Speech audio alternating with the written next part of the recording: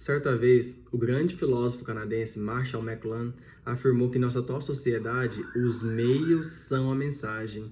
O que o Marshall McLuhan, que atualmente é considerado um dos maiores teóricos da comunicação do século XX, quis afirmar com isso? Marshall, lá para os anos 60, teorizou muito sobre a força da forma dos meios de comunicação, afirmando que, em muitos casos, estes se destacavam em detrimento do próprio significado da mensagem.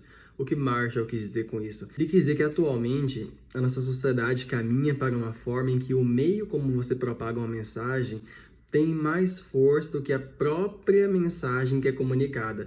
Com isso, ele não quis dizer que a mensagem tem pouca importância nos meios de comunicação de massa que existem atualmente. Porém, a própria forma como essa informação se dissemina para ele é a grande força do nosso século. E ele disse isso no século passado, então podemos olhar através do nosso século hoje, que é o século XXI, as coisas que ele afirmou no século XX e calcularmos nós mesmos se o que ele disse tem força atualmente, se o que ele disse se concretizou ou até mesmo se fortaleceu, ou se o que ele observou é ou não realidade. E é sobre esse tema que nós iremos refletir na videoaula de hoje.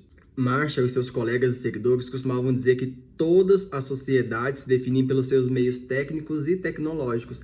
E com isso, muitas pessoas, muitos outros teóricos o acusaram de determinismo tecnológico. Mas talvez isso seja uma má interpretação do que o Marshall queria dizer. E se nós formos olhar do ponto de vista materialista histórico, em que o mais complexo nos ajuda a entender o menos complexo, talvez a gente consiga entender o que o Marshall quis dizer. Porque o Marshall, para provar o seu ponto de vista, ele voltou até mesmo aos primórdios da sociedade, ele retornou até mesmo às primeiras sociedades que existiam antes da invenção da escrita para ir mapeando o desenvolvimento dessas sociedades de forma a tentar provar o que ele quis dizer. E nós iremos tentar fazer mais ou menos como o Marshall para tentar entender como ele entende a sociedade atualmente. Para o Marshall, os meios de comunicação são uma extensão do ser humano. E na nossa sociedade, em que os meios de comunicação se globalizaram e estão ao alcance de praticamente todas as pessoas, nós estamos cada vez mais conectados às mídias. De forma que não dá mais para dizer que as mídias ou meios de comunicação são apenas representações do mundo, ou que elas apenas representam o que aconteceu. Na verdade, elas são o próprio mundo e a própria realidade. De forma que, em muitos casos, elas até descontextualizam o homem e fragmentam a subjetividade. O que ele quer dizer com isso? A mídia, ao mesmo tempo que elas nos dão, as mídias, ao mesmo tempo que elas nos dão uma sensação de totalidade, de conexão com o todo que está acontecendo no mundo, elas também representam um momento que é efêmero, que passou e que em outro instante já não é mais como ele era antes. E por ser um meio de comunicação de massa que atinge a maior parte das pessoas, elas também possibilitam que muitas vezes uma notícia chegue fragmentada ou apenas parcelada de um único ponto de vista para uma grande quantidade de pessoas, de forma coletivizada, o que pode compor o que alguns autores como Guilherme Neri e outros chamam de semiocapitalismo, ou o que seria uma das instâncias que compõem a atual fase do capitalismo.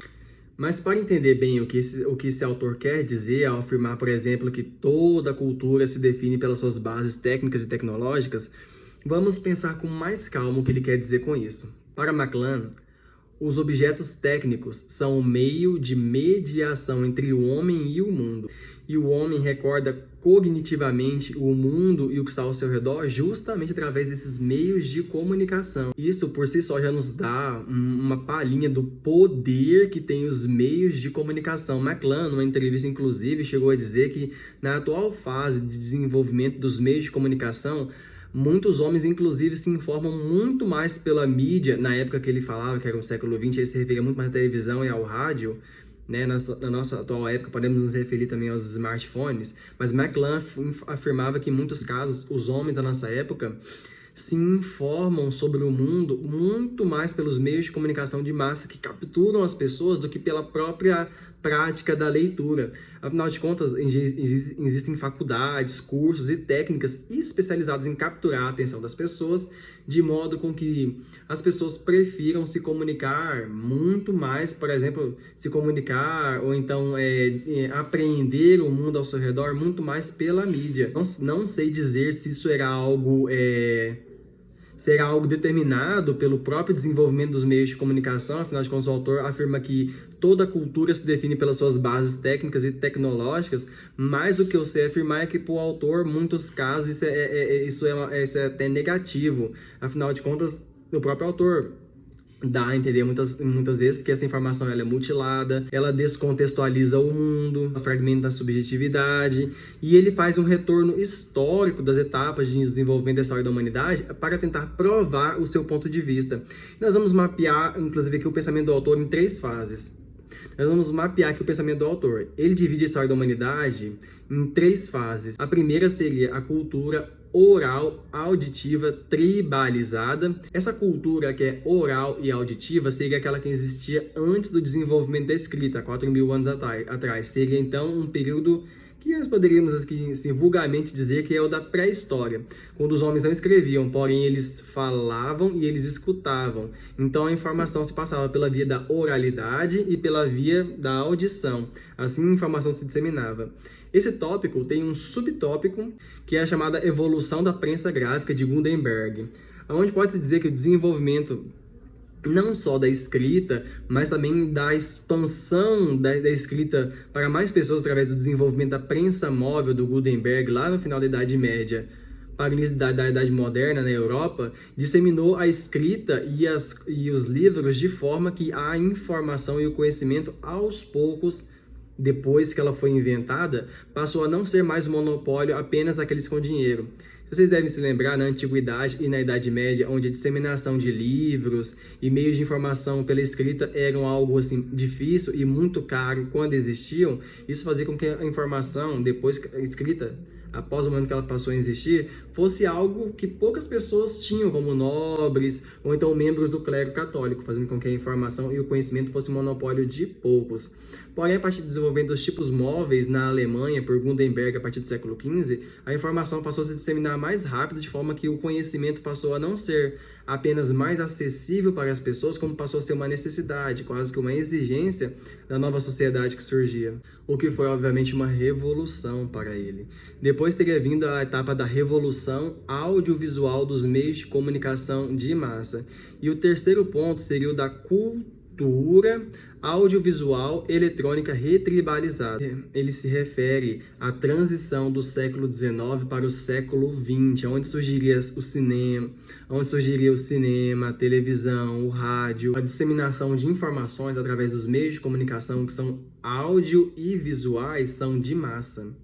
Atingem um número cada vez maior de pessoas pelo mundo inteiro. A informação ela é simultânea, ou seja, ela aconteceu no momento e quase que simultaneamente ela chega às outras pessoas.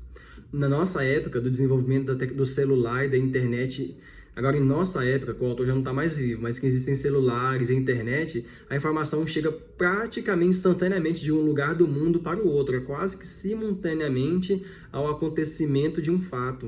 Porém, infelizmente, para o autor, essa nova era não é definida pelo que se transmite pela mensagem, mas sim pela forma como a mensagem é transmitida, ou seja, pela forma como a informação é veiculada. Ou seja, o ato de comunicar-se é mais importante na sua atual sociedade ocidentalizada do que o próprio conteúdo que é comunicado, ou seja, a forma como se comunica. Então, basicamente, todas as culturas que se desenvolveram desde o começo da história da humanidade até agora foram definidas pelas suas bases técnicas e tecnológicas, e principalmente pelas tecnologias comunicacionais e informacionais, ou seja, a forma como essas sociedades desenvolveram formas de comunicar-se umas com as outras.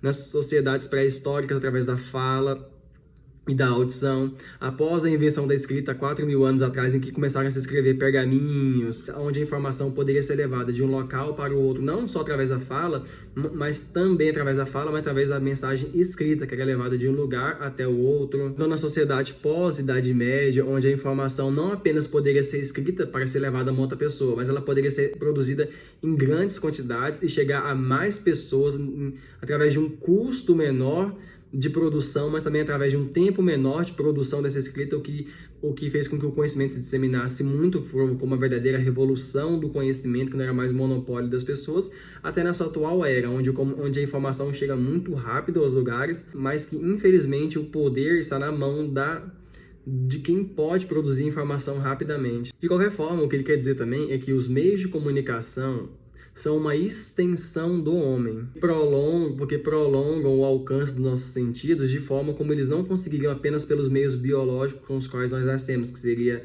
a visão, a audição, a fala, ou seja, a tecnologia informacional amplia o poder dos nossos sentidos de forma como biologicamente só eles não poderiam fazer isso.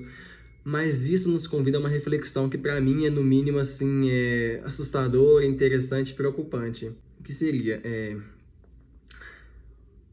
atualmente, a força o poder de deter os meios de comunicação é tão poderoso que a simples posse deles é mais importante que a própria informação em si que é compartilhada. Talvez muito do conteúdo, mensagens, informações que cheguem até nós hoje se dá muito mais pelo poder de disseminação das mensagens do que pela própria informação das mensagens. Isso, inclusive, me faz pensar se muito do conhecimento que nós absorvemos hoje realmente se deve à importância e à forma desse conhecimento ou ao meio que disseminou ele. Afinal de contas, quem detém poder suficiente para disseminar a informação talvez tenha muito mais poder para moldar a opinião pública do que aquele que tem determinado conhecimento sobre as causas de um problema que afeta a sociedade. Não sei se vocês entenderam o que eu quis dizer. Não sei se eu fiz me entender certo, mas era exatamente essa informação que eu queria trazer para vocês. Isso poderia ser em relação às notícias, às informações científicas, a estudos interessantes que chegam até nós. Bem, pessoal, caso eu tenha feito vocês entenderem essa reflexão, eu já fico muito feliz. Essa é a primeira videoaula de uma série de videoaulas que eu quero fazer aqui no canal sobre o tema do semiocapitalismo.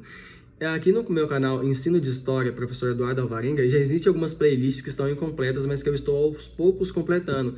Eu tenho uma videoaula sobre a história dos presidentes do Brasil, através da qual eu conto a história do Brasil, através da história dos presidentes que foram assumindo o cargo executivo aqui no país. Eu também tenho uma outra videoaula sobre literatura brasileira. Eu também tenho uma outra videoaula sobre as fases do capitalismo que eu estou completando.